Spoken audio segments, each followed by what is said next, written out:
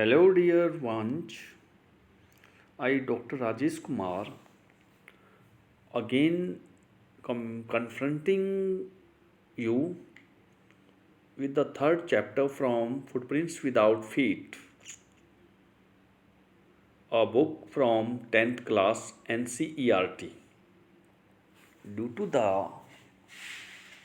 lockdown of COVID 19, we are facing great trouble. Trouble of hard copies of the books as well as teacher who taught you physically. देखिए, यह footprints without fit का तीसरा chapter है जिसकी हम शुरुआत करेंगे। लॉकडाउन कोविड-19 की वजह से हार्ड कॉपीज का अवेलेबल होना और अवेलेबल अगर हो भी जाती हैं किताबें तो फिजिकल रूप में टीचर का प्रेजेंट होना, और ऐसे समय में हमें ग्रेट ट्रबल का सामना करना पड़ रहा है। मेरे ये प्रयास आपको माइन्यूट अंडरस्टैंडिंग प्रोवाइड करवाने हैं।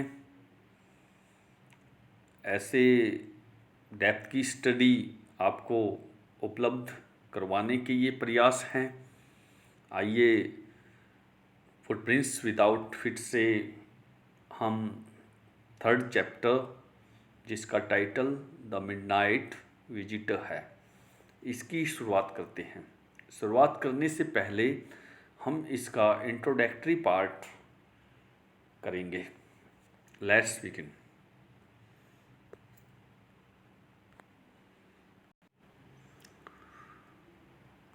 Osable, a secret agent, is expecting to get a very important report.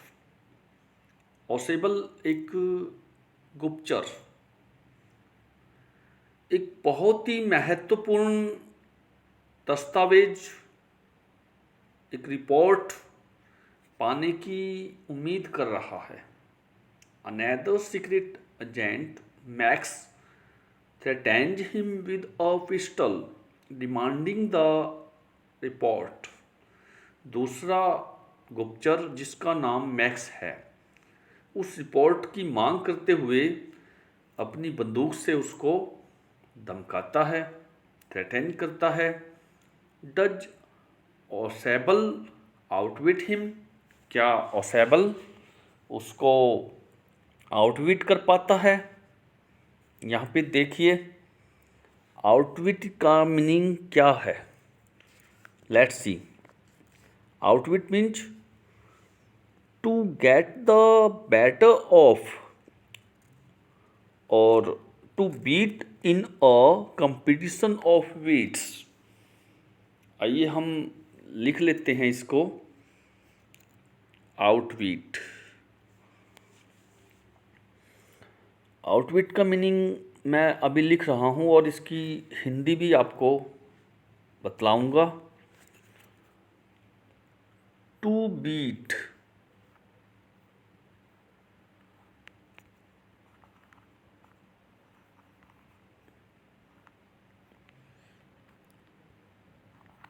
In competition,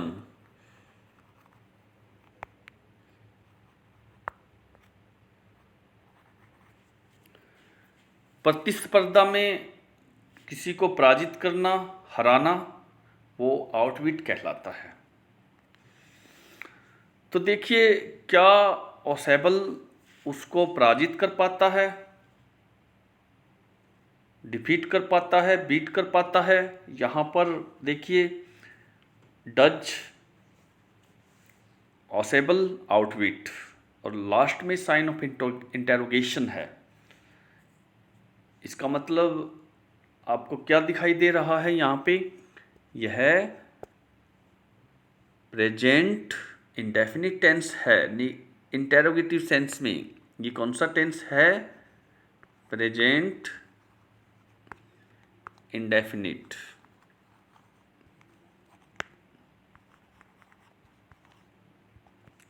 यहाँ पर प्रेजेंट इंडेफिनिट टेंस का प्रयोग किया गया है, डज। इनिशियल स्टेज पे डज और वर्ब की फर्स्ट फॉर्म, लास्ट में ऑब्जेक्ट, बीच में ऑसेबल नाउन। ऑसेबल एक पर्सन है, तो यहाँ पर हमें टेंसेज का भी पता चल रहा है। आइए शुरुआत करते हैं सबसे पहले क्वेश्चनिंग से। Read and find out how is Ausable different from other secret agents. कैसे ऑसेबल दूसरे गुप्तचरों से अलग है। डिफरेंट, डिफरेंट मीन्स भिन्न। Who is Fowler and what is his first authentic thrill of the day. Fowler कौन है और उसका दिन का पहला प्रथम जेन्युइन थ्रिल क्या है। Authentic, authentic mean genuine. और थ्रिल, थ्रिल का मीनिंग भी हम जानेंगे। थ्रिल होता क्या है, एक्चुअली थ्रिल का मीनिंग है क्या। एक्चुअली थ्रिल क्या है, एक रोमांच। थ्रिल को क्या बोलते हैं हम, एक रोमांच, एक ऐसा स्टोरी, एक ऐसा कंसेप्ट जिसमें रोमांच हो, वो थ्रिल कहलाता है। तो जेन्युइन थ्रिल इस स्टोरी में हमें देखने को मिलेगी।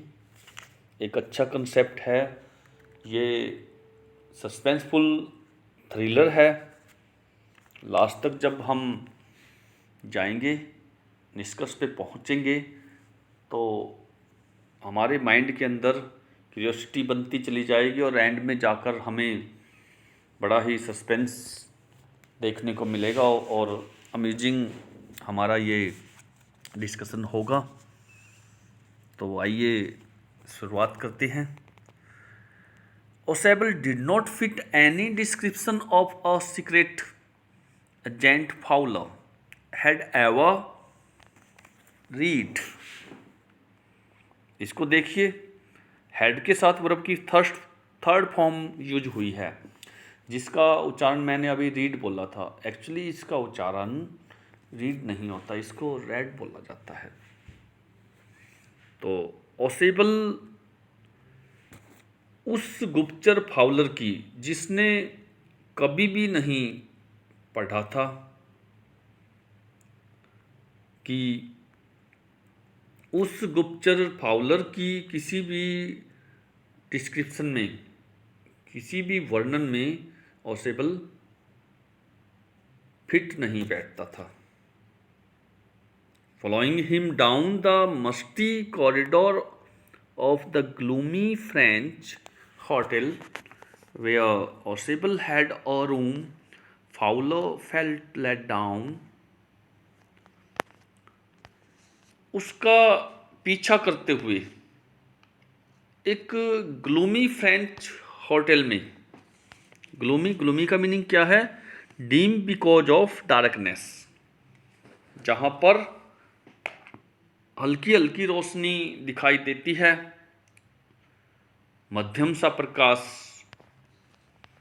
होता है। ऐसे फ्रेंच होटल में एक मस्टी कॉरिडोर की ओर उसका पीछा करता चला गया। वेयर ओसेबल हैड अ रूम, जहाँ पर ओसेबल का कमरा था, उसने रूम लिया हुआ था। तो यहाँ पर musty means having a stall order, जहाँ पर बासीपन की दुर्गंध आती है उसको हम मस्टी बोलते हैं। हम इसको देख लेते हैं, मस्टी को। Musty, let's see.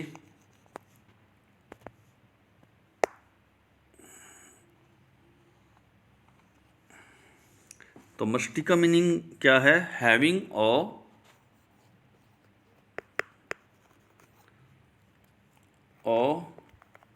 Stall, STALE, order.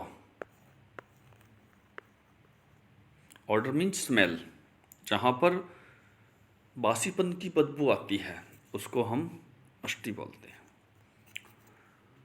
Corridor, corridor means बरामदा। तो आगे देखते हैं, Fowler felt let down, Fowler ने नीचे उतरना महसूस किया, ऐसा लगा फाउलर को कि जैसे वो नीचे उतरता जा रहा था।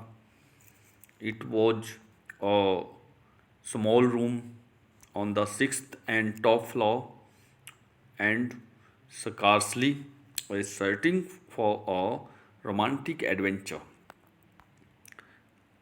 यह एक छोटा सा कमरा था जो कि टॉप फ्लोर पे था और 6ठी मंजिल पर था ये। और scarcely, scarcely means probably not. Scarcely का मीनिंग क्या है? प्रोबेबली नॉट, और setting for a romantic adventure. और शायद ये रोमांटिक एडवेंचर वाली कोई सेटिंग नहीं थी। स्कार्सली, स्कार्सली मीन्स देखिए, scarcely, probably not, PROBABLY,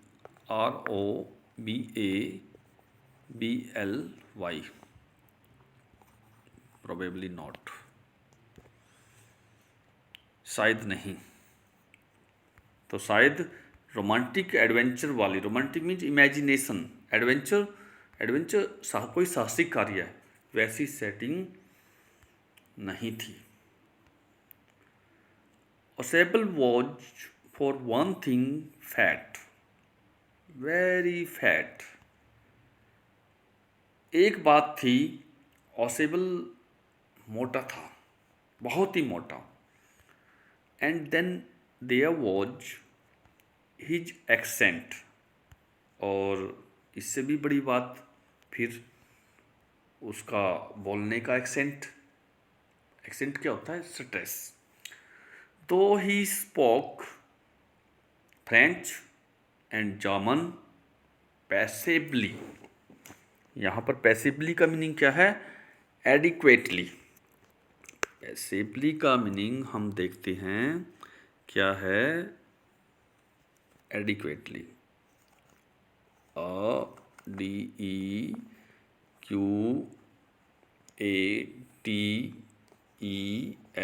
ADQATELY।